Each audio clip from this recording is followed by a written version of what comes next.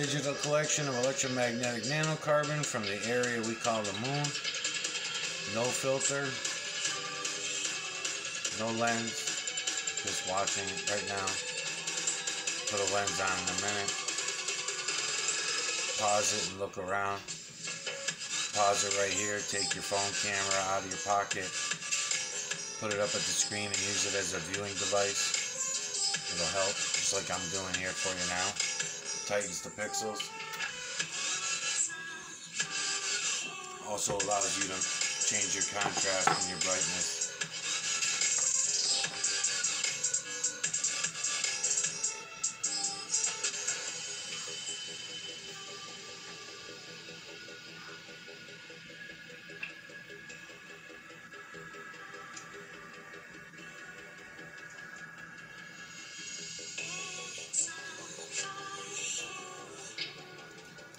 Again, I'll mention, this is so good to know this imagery and be able to track it. Every time I'm doing a 360 on my camera, you can know that I'm not fucking around, because I had people before, they get confused because all of a sudden this flat spots, especially if it's like a half moon, but this flat spot they'll call it. How come the crescent, you know, the moon's crescent, eclipse I should say, the eclipse area of the moon. But look at this white light that's coming from here, the separation, alright? The way that the lights are bouncing around tells us so much. The imagery, the fact that the imagery of the moon stops right here at this line and does not carry over into the veil, that tells us a lot. It tells us a lot. So yes, it's hard to know depth, and it's hard to figure out some depth because we're using the cameras rather than our eyes to know things. So, you know, so you have to narrow things down. You have to take things out of the equation as well, you know. Let me press play. Let me see if I can bring it a little further into my light, and then I'll put the telescopic lens on.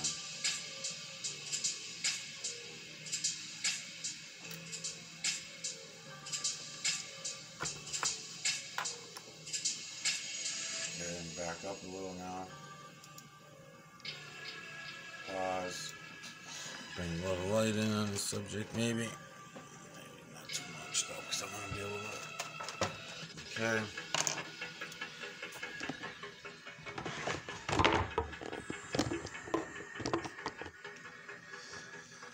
And put on this lens.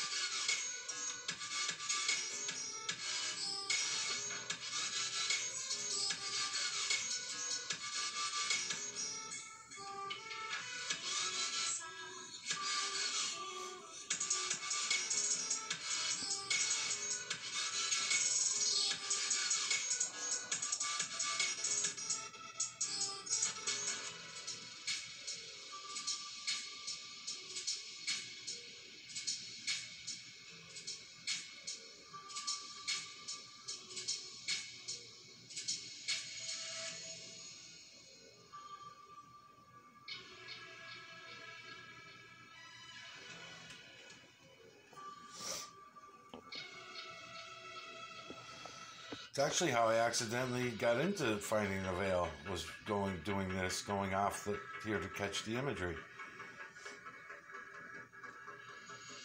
run off the moon to crop the imagery even for myself.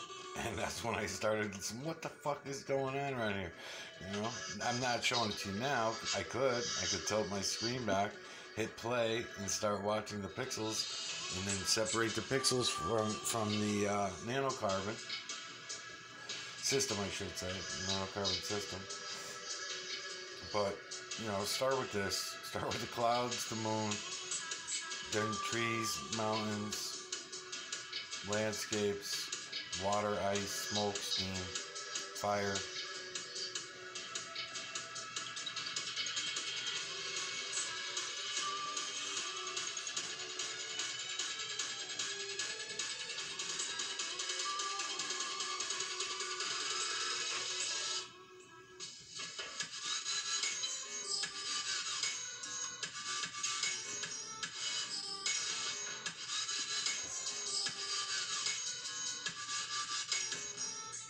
Again, I go into these lighter areas because as I angle different, these images will become more clear to you. They're there now. You can see them.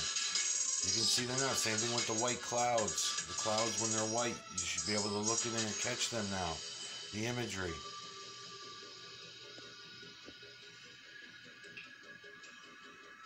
And the nanocarbon, for that matter, because the nanocarbon show themselves.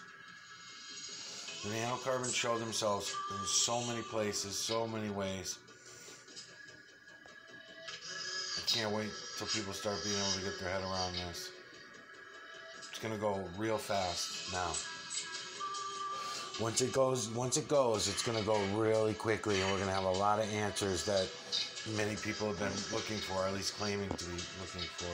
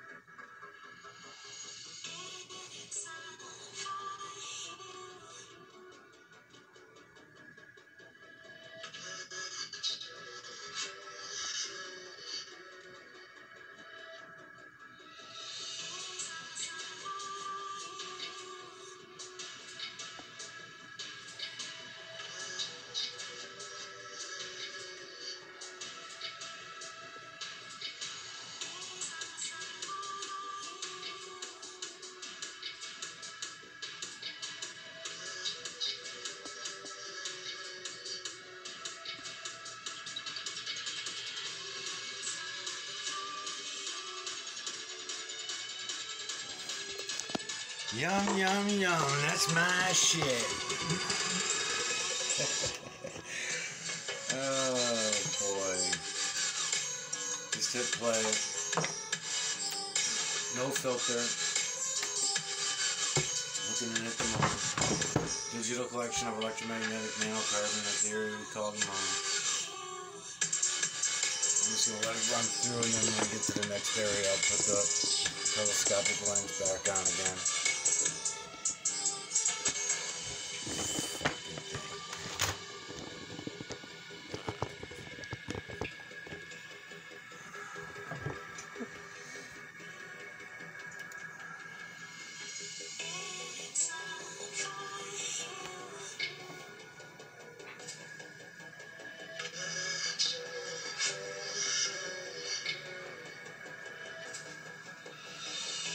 So this one's interesting.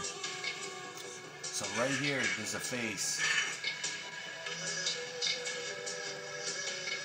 We'll try to go in on it telescopically and see what we found. I know it's an eye of this here. There's a beast here. I mean, it probably falls into many other things, but in particular, these faces, it seems, because you can see the big face here, hopefully, you should be able to see many of them. You got this bald guy here going this way, right? His other eye's over here. His nose is right here. His mouth is right here. He's got a beard, sideburns.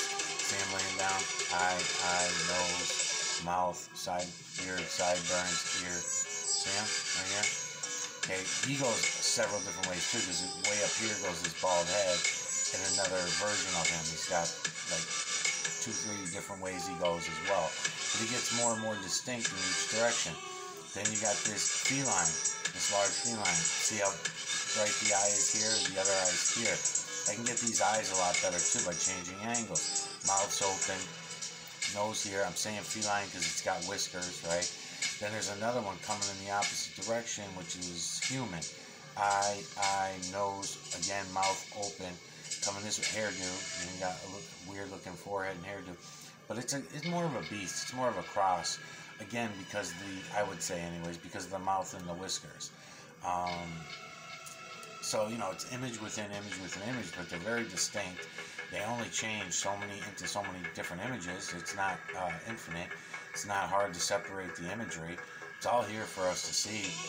I don't know what the fuck's going on, but hopefully people start waking up.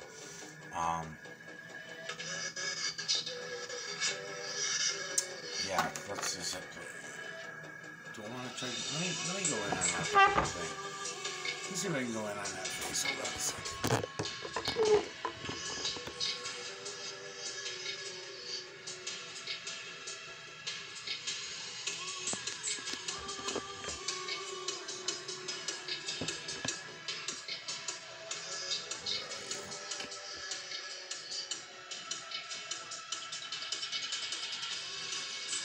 Where are you, bitch? Right there. Let's see with my eyes. Hold on.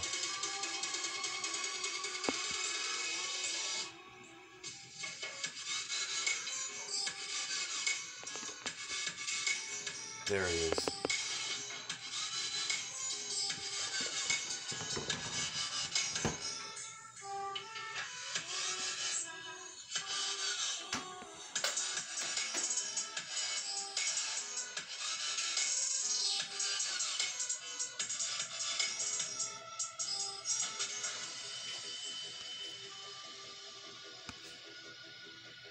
Oops.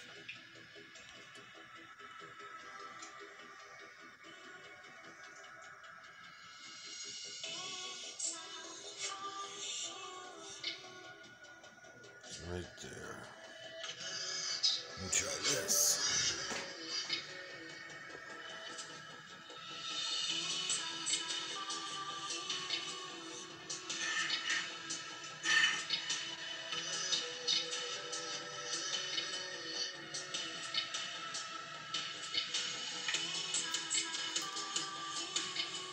There he is. Oh, yeah.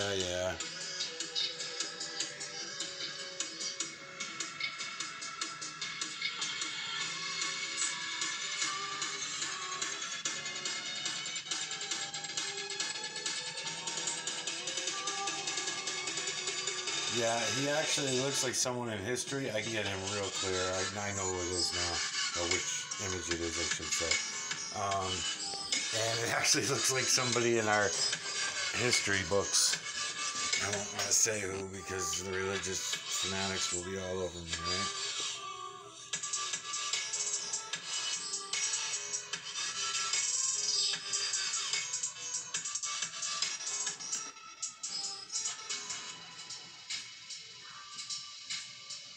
I usually do this on my own time. I'll mention just jumping around, bouncing around shit.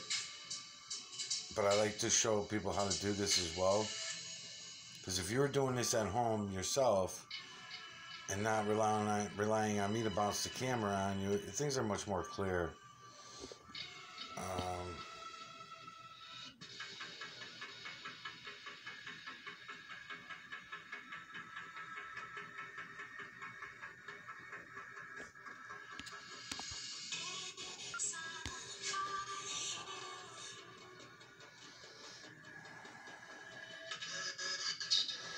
You know, I'm not even good with a camera. I'm just getting better at it as I go along, so...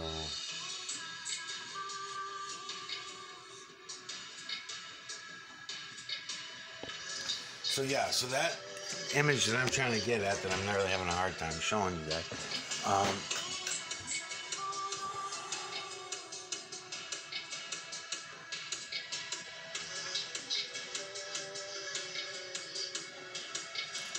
filter might help.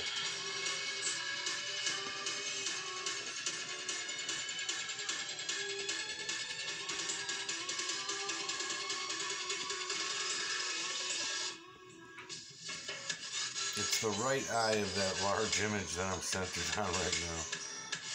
Right there, I'll center it.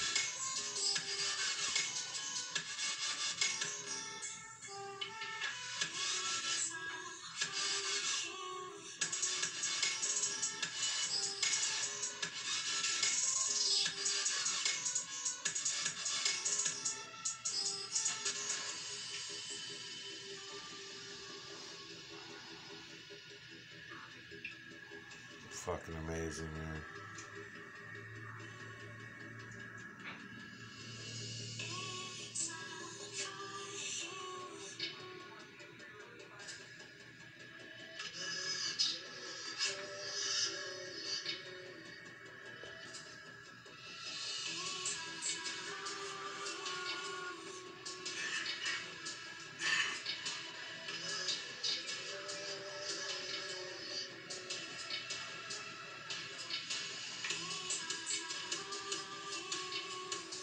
Lights and shadows, lights and shadows.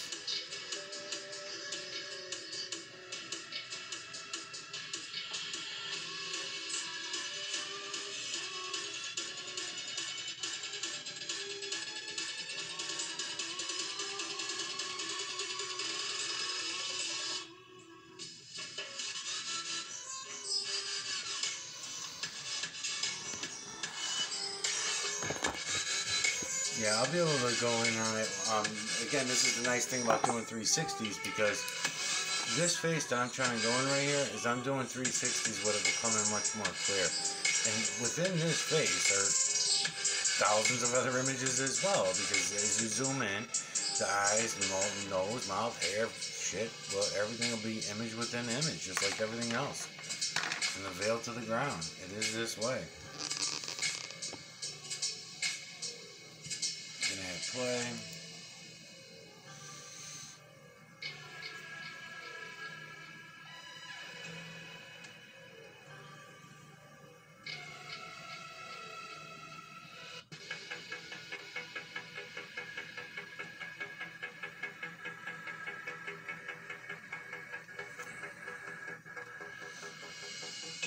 Maybe it'll be better on this one. Let's see. Sometimes I do quarter turns, and as I do eighth turns. I'm not really particular about it.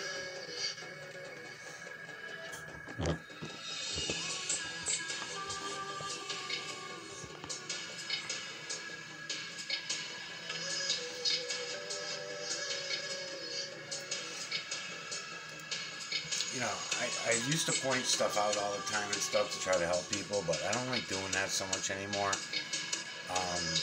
Because there's so much. I don't like distracting people. Just let your eyes do the work. Just slowly look around. But back here in these whiter areas, this is the point of the glare. All these whiter areas, you'll notice as the light bounces through here, it comes through as the moon's coming through, and the light's bouncing around off these shadows, the imagery will change up in that sense. This thing's rotating clockwise, this area we call the moon, and as it's rotating, the light that comes from within it, depending on where we're standing on the ground, will show these shadows to show different images in all different directions. That's what I'm doing here. The digital collection of electromagnetic nanocarbon on all directions of the moon. So body imagery, there are some body imagery in the moon, 10, 11 maybe, or something like that we found so far. And then fingers, hands, and other things like that also are being confirmed as I go along.